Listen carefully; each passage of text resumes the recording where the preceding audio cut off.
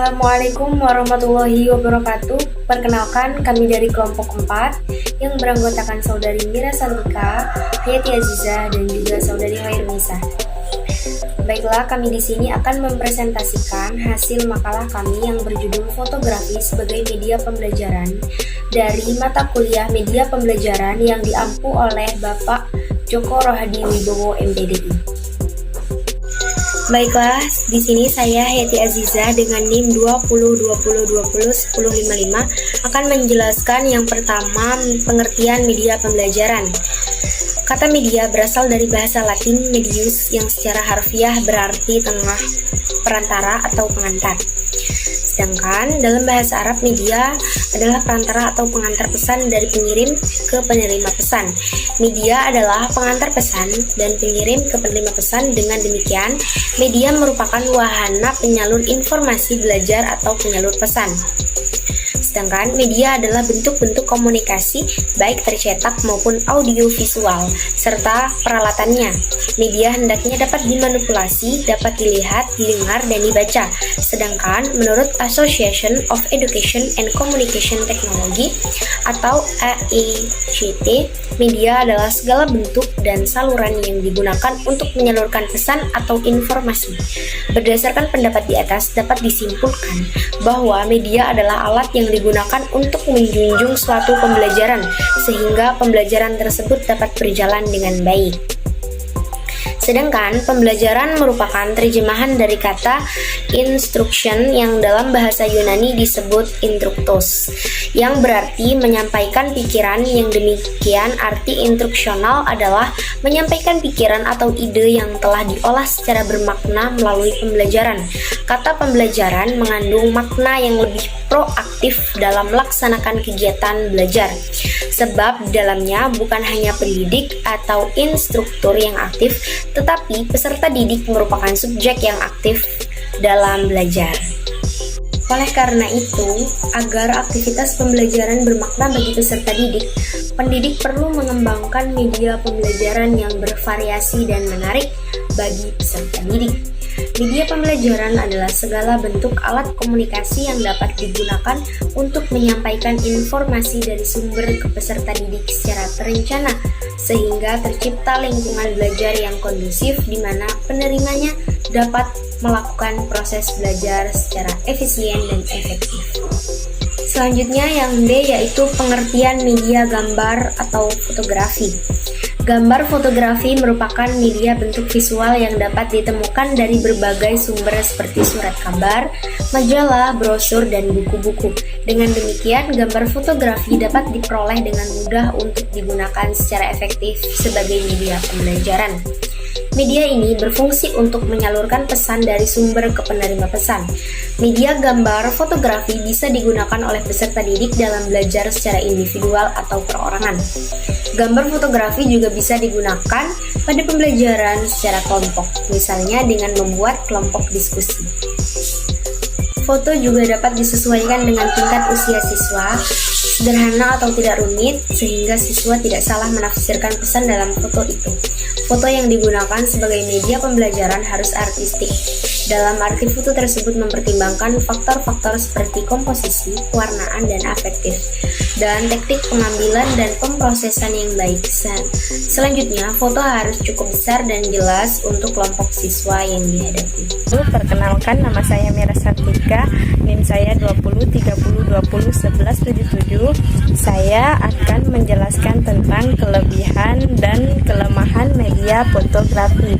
Nah, yang pertama yaitu kelebihan media fotografi, yaitu ada beberapa keuntungan yang dapat diperoleh dari gambar fotografi dalam hubungannya dengan kegiatan belajar, yaitu 1. Mudah didapatkan dan dimanfaatkan di dalam kegiatan belajar mengajar karena praktis tanpa memerlukan perlengkapan yang lainnya.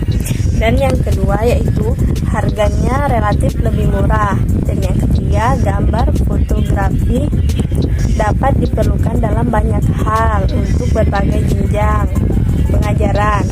Dan yang keempat yaitu gambar media fotografis dapat menjelaskan dan menerjemahkan konsep atau gagasan yang abstrak menjadi lebih realistis. Poin yang kedua tentang kelemahan media gambar fotografi, yaitu kelemahannya dalam media fotografi ini adalah beberapa gambar sudah cukup memadai, tapi tidak cukup besar jika digunakan untuk tujuan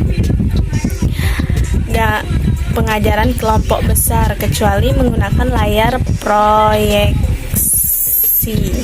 Nah, yang kedua yaitu gambar fotografi adalah berdimensi 2 sehingga sukar untuk melukiskan bentuk sebenarnya yang berdimensi 3. Nah, yang ketiga yaitu gambar fotografis bagaimanapun indahnya tetap tidak memperlihatkan gerak seperti halnya gambar hidup.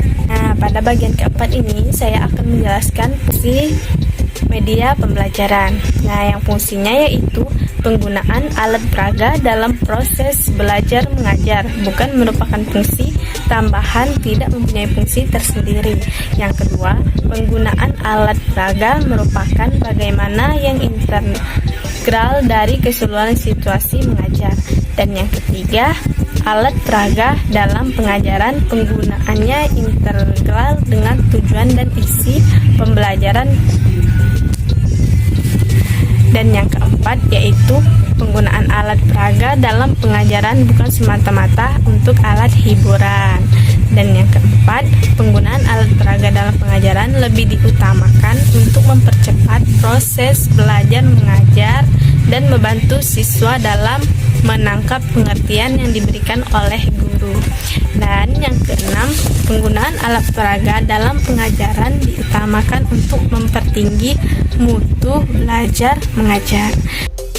Perkenalkan, nama saya Khoirunisa dengan NIM 2020201080.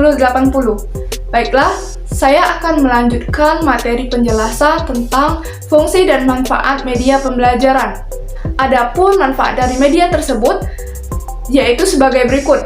Yang pertama yaitu media pembelajaran dapat memperjelas penyajian, pesan dan informasi sehingga dapat memperlancar dan meningkatkan proses dan hasil belajar. Kemudian manfaat yang kedua yaitu media pembelajaran dapat meningkatkan dan mengarahkan perhatian anak-anak. Kemudian manfaat yang ketiga yaitu media pembelajaran dapat mengatasi keterbatasan ruang, indera, dan waktu. Kemudian manfaat yang keempat yaitu media pembelajaran dapat memberikan kesamaan pengalaman kepada siswa tentang peristiwa-peristiwa yang ada di lingkungan mereka. Nah, serta dapat memungkinkan terjadinya interaksi langsung antara guru, masyarakat, dan lingkungan sekitar. Langkah-langkah menggunakan media pembelajaran.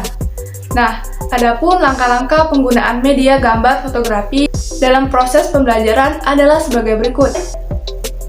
Yang pertama yaitu guru menyampaikan kompetensi yang ingin dicapai. Kemudian langkah yang kedua yaitu menyajikan sebagai pengantar. Kemudian langkah yang ketiga yaitu guru mempersiapkan gambar fotografi sesuai dengan tujuan pembelajaran. Kemudian yang keempat yaitu guru menunjukkan atau memperhatikan gambar fotografi yang berkaitan dengan materi yang diajarkan. Kemudian yang kelima yaitu guru menerangkan materi pelajaran dengan menghapus satu demi satu materi yang dikemas dalam media fotografi dan siswa diminta untuk mengamati. Nah, langkah yang keenam yaitu salah satu siswa diminta untuk maju ke depan dan mempresentasikan isi dari media gambar fotografi yang diberikan. Adapun langkah yang ketujuh yaitu guru bertanya jawab dengan siswa mengenai gambar fotografi yang diamati.